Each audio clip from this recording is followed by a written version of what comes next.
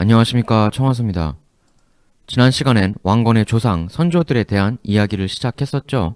먼저 호경, 백두산을 유랑하다가 개성부근에 와서 터 잡고 결혼하고 잘 사는데, 사냥하다가 호랑이 만나서 위기를 맞고 극복하고 나니 갑자기 산신이 나타나서 나랑 결혼하자 이래가지고 결혼해서 본인도 산신 같은 존재가 되는데, 이후 예전 부인을 못 잊어서 꿈에서 교합하여 아들 강충을 낳았다.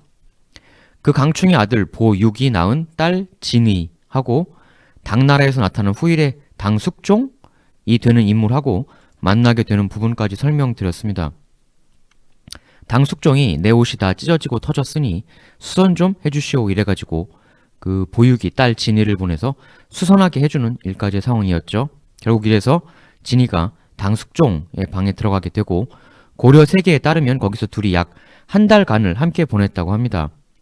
그리고 결국 진의는 회임하게 되죠. 진의가 회임한 것을 알자 후일의 당숙종은 이렇게 말을 하는데요.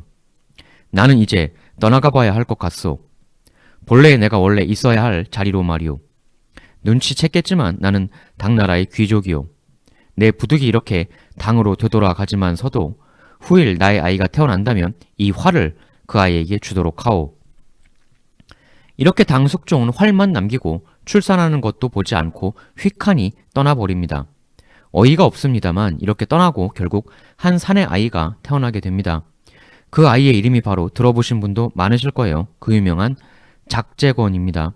바로 태조 왕건의 할아버지다라고 흔히 널리 알려진 인물이죠. 고려 세계 내용을 계속 보시죠. 아들 이름을 작재건이라 했다. 작재건은 어려서부터 총명하였으며 매우 용맹스러웠다. 대략 5살쯤 되었을 때 작재건은 모친에게 이렇게 물었다. 어머니, 저의 아버지는 어떤 분이십니까? 모친 진의, 너의 아버지는 당나라의 몹시도 귀한 분이시란다. 모친 진의는 이렇게만 말하고 그 이상의 이야기를 하지 않았다. 작재건은 성장하면서 문무에 두루등했으며 특히 글쓰기와 활솜씨가 몹시도 뛰어났다.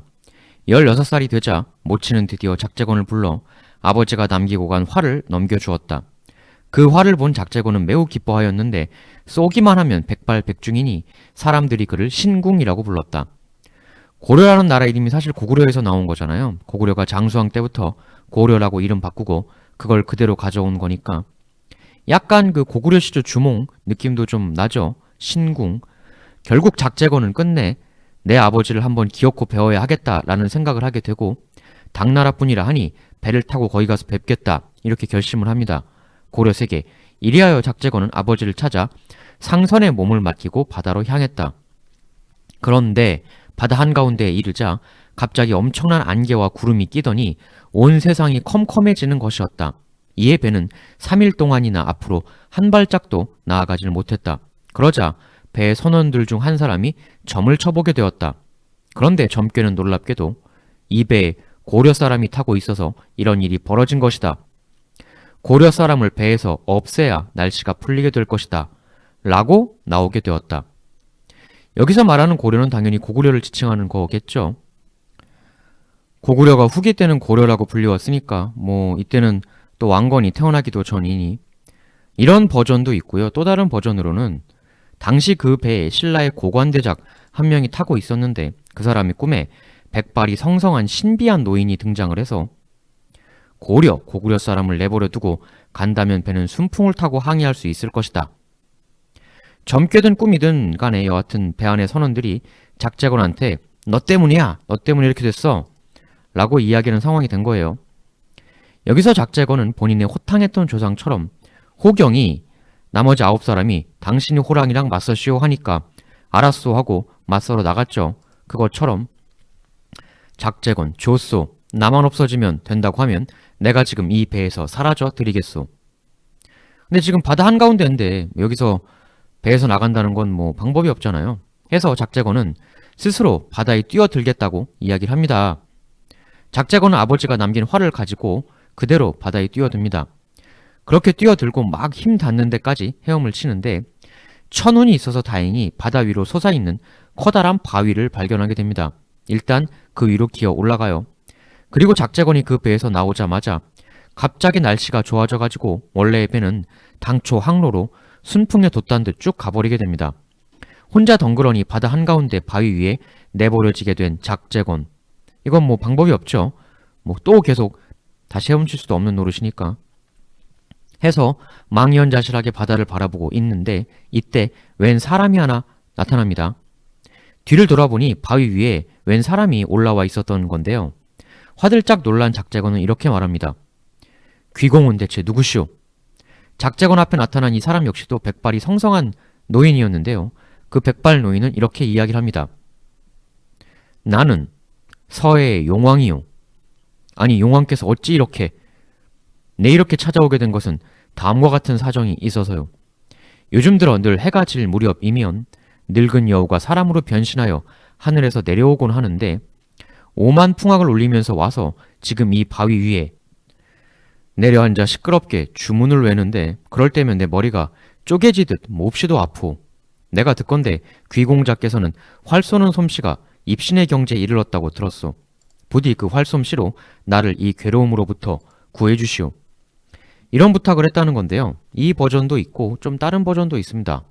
다른 버전에서는 작재건이 그 바위에 오르자 바위 근처로 한 갈래 길이 보이기 시작했다는 거예요. 그래서 작재건이 그 길을 따라서 쭉 걸어갑니다. 약 1, 2쯤 걸어가다 보니 또다시 큰 바위가 나타났는데 그 바위 위에는 커다란 하나의 전각이 세워져 있었다고 합니다. 전각 앞으로 다가가는 작재건. 그러자 전각의 문이 저절로 스르륵 열리는데요. 거기에 들어가자 붓과 먹이 있고 누군가 경전을 베껴 적다가 멈춘 흔적이 있었던 거죠. 무엇에 끌리듯 붓을 들어 경전을 옮겨 적는 작업을 계속 이어가게 되는 작재건.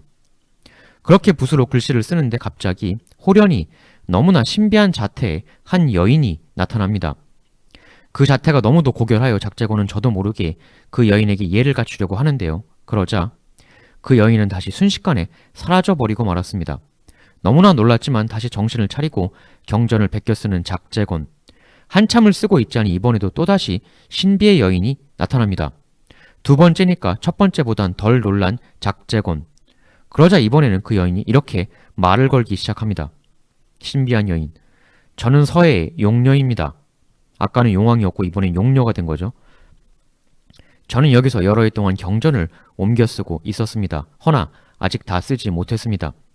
귀공자께서는 글씨도 명문이실 뿐더러 활솜씨도 신궁이시니 이곳에 머무시면서 저희 집안이 겪고 있는 어려움을 부디 해결해 주시기를 부탁드립니다.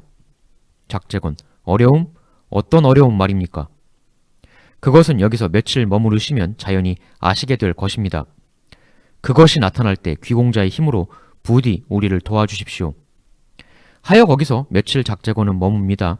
그러자 드디어 나타나는 거죠. 그 사람으로 변하는 늙은 여우가 서북쪽에서부터 큰 풍악의 소리가 들리더니 굉장히 고결한 분위기를 풍기는 한 사람이 나타나는 것이었습니다. 작재건. 아니 저건 여우가 아니라 그냥 사람이 아닌가? 그것도 아주 고결해 보이는데 이거 내가 쏜다면 괜히 멀쩡한 사람을 쏘게 되는 것은 아닐까? 일단 보이는 게 그러니까 여기서 작재건은 극도의 혼란을 겪게 되는데요. 이때 그 용왕이 다시 나타나 이렇게 말합니다. 바로 그 늙은 여우요. 의심하지 말고 부디 귀공의 활을 어서 쏘시오. 대갈등하게 되는 작재건. 그러나 결국 아버지가 전해준 그 활을 쏘게 됩니다. 그 고결해 보이는 사람은 정통으로 활을 맞고 나가 떨어졌는데요. 과연 활을 맞고 나니까 그 사람은 본래 여우의 모습으로 돌아갔던 거죠. 서해 용왕은 너무나 크게 기뻐합니다. 그러면서 작재건을 용궁으로 초대해요. 의리의리한 궁궐로 초대해서 용왕은 이렇게 이야기합니다. 그대 덕분에 내 오랜 근심거리가 사라졌으니 나는 너무나 기쁘오. 그러니 내 당연히 그대의 은덕에 보답해야 할 터. 자, 선택을 하시구려. 나는 용왕이어서 이미 다 알고 있소만 귀공은 서쪽 당나라에 가서 아버지를 만나시려던 거 아니었겠소이까? 귀공의 아버지는 당나라의 황제요. 어떻소? 이대로 서쪽으로 가서 황제인 아버지를 만나시겠소이까? 그걸 원하시면 내 잘 도착할 수 있도록 해드리겠소. 허나 그러지 말고 이대로 동쪽으로 다시 되돌아가 내가 주는 7가지 진귀한 보물을 가지고 부귀영화를 누리며 모친을 봉양하며 사시겠소. 여기서 작재건은 고민을 합니다. 그리고 이렇게 말하는데요. 용왕님, 사실 제가 바라는 것은 이것입니다. 저는 동쪽 나라의 군주가 되길 원합니다. 이에 용왕은 이렇게 말합니다. 동쪽 나라의 군주가 되는 것은 안타깝지만 그대는 될 수 없는 운명일세. 동쪽 나라의 제왕이 되는 것은 그대의 자손인 삼권때에 이르러서야 가능한 일이기 때문이요. 여기서 말하는 삼권이 뭐냐면 작재권, 용권, 왕권 이 3권을 얘기하는 거예요. 용권이 작재권의 아들, 그리고 왕권은 용권의 아들. 작재권 입장에서는 본인이 당장 제왕을 하고 싶은데 그게 안 된다니까 조금 아쉽게는 되었습니다만 용왕은 대신 이렇게 말합니다. 그것 빼고는 내 모든 걸 다 들어드리겠소. 근데 작재권은 원래 포부가 큰 사람이었기 때문에 군주가 되는 것 말고는 뭐를 바래야 하나 라는 생각에 그 다음 소원을 쉽게 말하지 못합니다. 그런데 이때 용왕과 작재권이 뒤에서 그들이 대화를 듣고 있던 한 범상찮은 노파가 이렇게 말을 하는데요. 의문의 노파, 귀공자여. 어찌하여 용왕의 딸에게 장가를 들겠다고 하지 않는 것이오.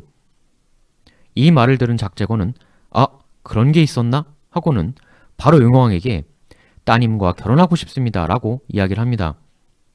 이때 이 용왕의 딸 이름이 그 저민의였어요. 용왕은 이 결혼을 승낙합니다.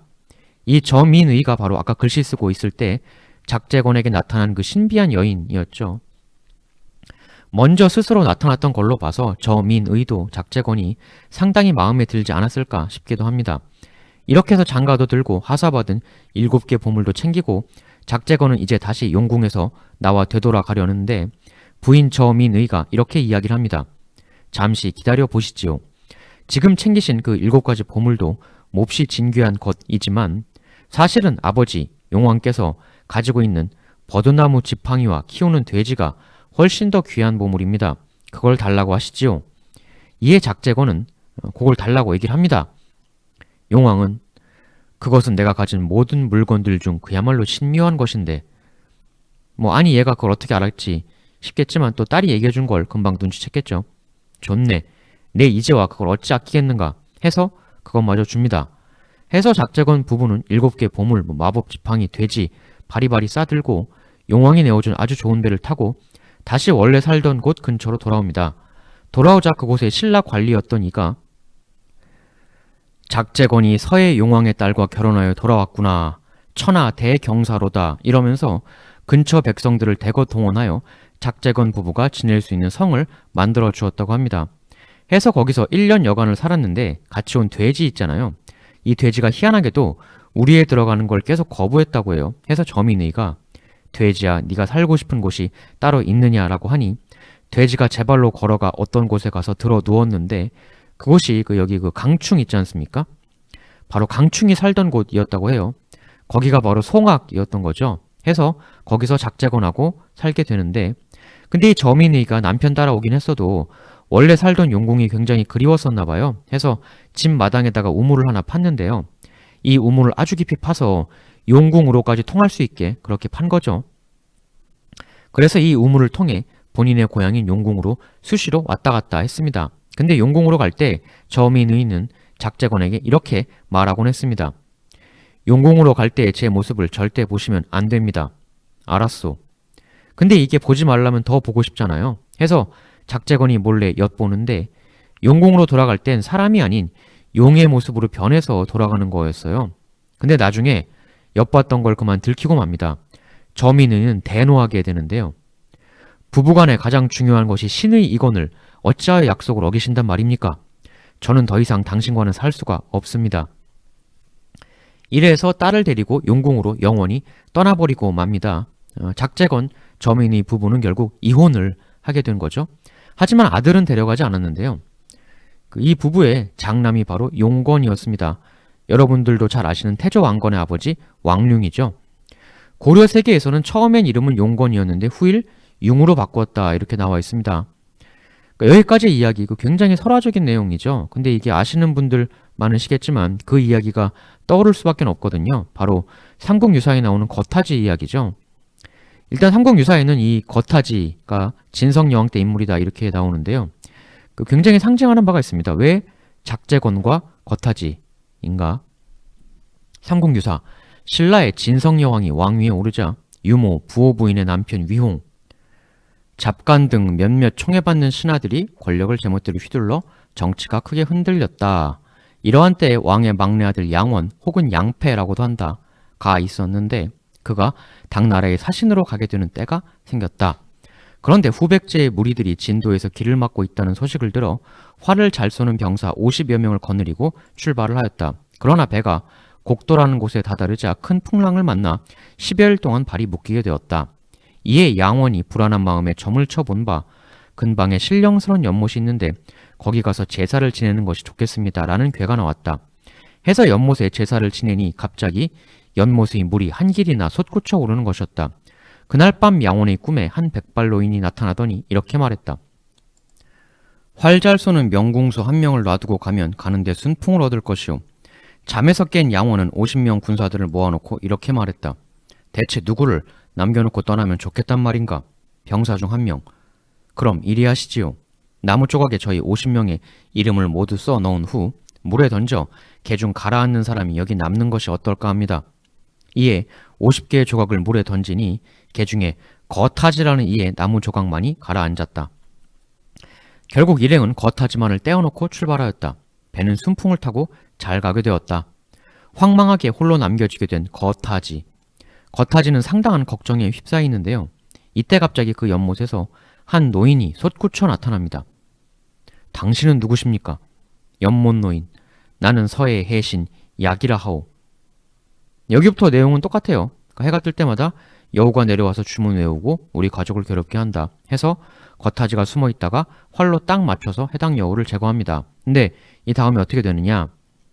이 해신 약이 먼저 제안을 합니다. 너무나 고맙소. 내 딸을 그대의 부인으로 삼으시오. 이걸 거타지가 수락하죠. 해서 해신이 그 딸을 한 송이 꽃으로 변하게 한 다음에 거타지는 그 꽃을 품고 여기서는 해신이 용을 시켜가지고 거기에 태워서 원래 일행들 배로 따로 잡아서 그 배에 거타지를 다시 타게 해줍니다. 그리고 용은 그 배를 끝까지 쭉 호위해서 양원과 거타지 일행이 무사히 당나라까지 도달하도록 도와줘요. 당나라에서는 신라 사신의 배가 용하고 같이 오니까 난리가 납니다. 엄청나게 환대하고 그 볼일 보고 신라로 다시 돌아온 거타지는 꽃을 다시 해신의 딸로 변하게 하여 결혼해서 대대로 잘 살았다라는 거예요. 이게 삼국유사에 실린 거타지라는 인물의 이야기입니다. 고려 세기에 실린 작재건 이야기하고 너무 똑같죠. 보통은 이제 원래 거타지 설화가 있었는데 그걸 나중에 작재건 이야기로 오버랩한 것이다 이렇게 많이 보죠. 이 거타지 설화에서 눈길을 끄는 대목은 이야기 내용 중에 후백제가 등장을 하고 있다는 거죠. 후백제의 해상 세력에 의해 신라가 당나라로 가는 길이 방해를 받고 있다라는 거예요. 거타지는 그 후백제 세력에 대해 신라의 왕자를 지켜주는 인물로 나오고 있습니다. 거타지가 실존 인물이었다고 하면 그의 역할은 분명 해상 세력이었겠죠. 용왕이 보낸 용의 호위를 받는다. 용왕, 해신딸하고 결혼했다. 이런 내용인 걸로 봐서 굉장히 대단한 해상 세력의 수장이었을 가능성이 높습니다. 바로 그런 해상 세력의 거두의 설화를 왕건의 선조인 작재건에게 그대로 오버랩했다는 것은 쭉 나왔지만 왕건 선조들이 굉장히 큰 부를 쌓았다라는 내용들이 언급되었는데 그 부의 원천이 해상활동이 아니었겠느냐. 작재건 역시도 바다, 용왕의 딸과 결혼한 만큼 작재건은 바다를 누비며 엄청난 부를 쌓은 인물일 수가 있다라는 추측. 아작의 견훤 라인은 농업을 통해 처음 집안을 일으켜 세웠다면 작재건, 용건, 왕건 라인은 해상 무역을 통해 집안의 힘을 축적했다라는 견해가 많죠. 물론 나중에 되면 왕건 쪽도 농경지 경영을 다수 했을 것이고 견훤의 후백제 쪽도 거타지 설화에 나오듯 해상활동을 했겠죠. 하지만 첫 디딤돌 시작은 각각 그런 산업 기반으로 쌓아 올려나간 것이 아니겠느냐. 그리고 단순히 해상무역으로 돈만 많이 벌었다 이거는 아닌 것 같아요. 거타지가 행한 일은 사람을 힘들게 하는 요괴를 물리치는 일이죠. 단순히 돈만 많이 번 게 아니라 민중들에게 있어서 어떤 구원자 같은 역할을 했을 수가 있어요. 그러한 민중 영웅이었으니까 나중에 작재건 스토리로 오버랩을 하면 더 큰 효과를 볼 수 있었다라고 볼 수도 있죠. 다만 차이점이라고 하면 작재건 같은 경우는 나중에 용왕 딸하고 이혼을 하는데 거타지는 그냥 100년 해로 한다는 식으로 종결되죠. 왜 굳이 이혼을 했을까? 왜 갈라선다는 결말을 내었을까?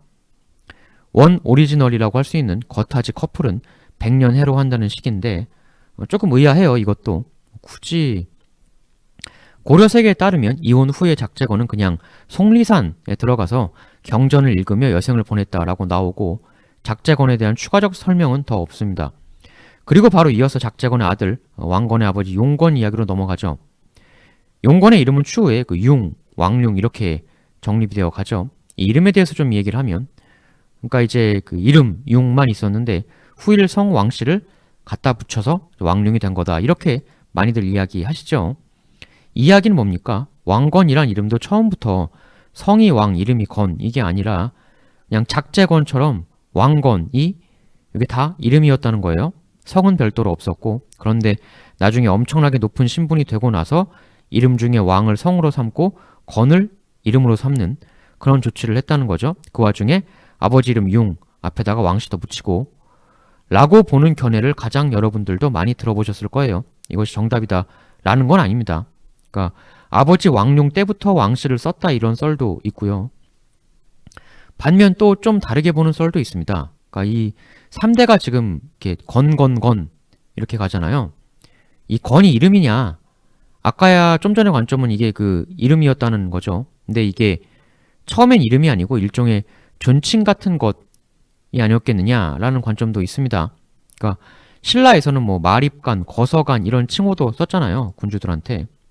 이 건이 그러한 그 간, 마립간 할 때 간과 같은 식의 일종의 존칭이 아니었겠느냐라는 견해도 있죠. 이 관점에 따르면 실제 이름은 그 작제, 용, 왕이 되겠죠.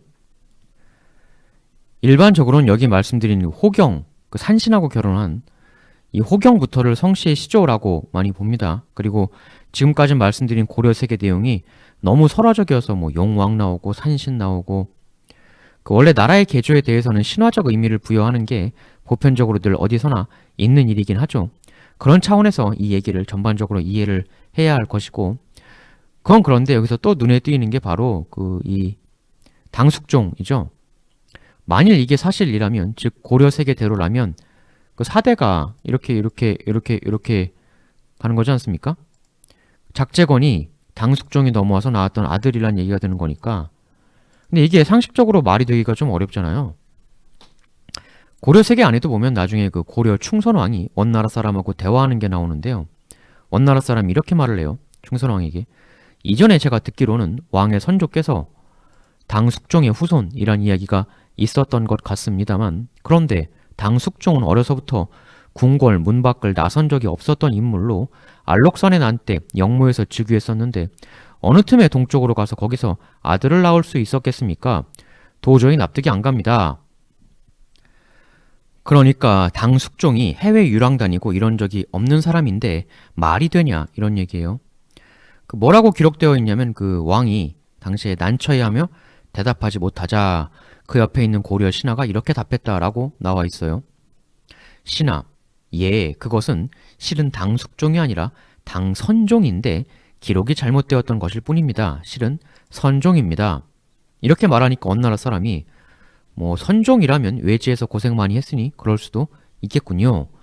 라고 하였다라고 되어 있는데요. 물론 선종이라고 하더라도 이 이야기가 진짜 진실일 가능성은 매우 희박하다고 대부분 사람들이 보고 계시죠.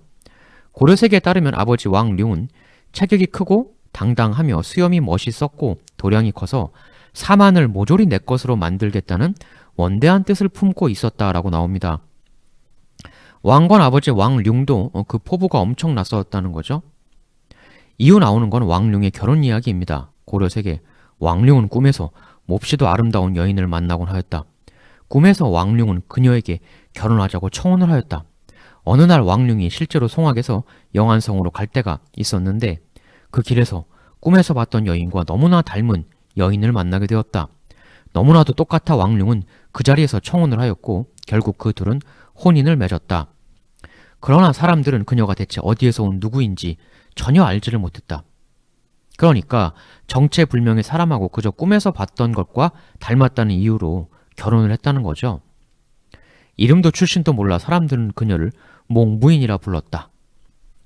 그러니까 왕건의 어머니가 몽부인이다 이거예요. 다만 이 다음에 사만의 어머니로 모셨기 때문에 한씨 부인이라고도 불렀다라는 이야기도 추가로 나옵니다. 해서 왕룡과 몽부인이 집을 짓고 잘 사는데 당나라에서 지리법을 배우고 왔다는 웬 도사가 한 명 이들 앞에 나타납니다. 그래서 하는 말이 어허, 이 땅은 기장을 심어야 할 땅인데 어찌 삼을 심고 있단 말이오.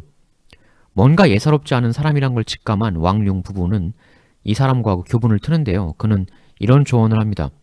이 자리는 백두산의 기운이 뻗어나와 물의 기운과 합류한 곳이오. 여기서 36관의 집을 지으면 내년에는 참으로 귀한 아들을 보게 될 것이오. 아들의 이름은 반드시 왕건이라고 지으시오. 이렇게 해서 왕건이 태어나게 됩니다. 이제부터 이야기는 더 본격적으로 흘러가게 되죠. 이후부터 이어지는 왕건, 견원, 궁예 이 세 사람의 본격적인 삶 이야기 다음 편에서 계속 이어나가도록 하겠습니다. 감사합니다.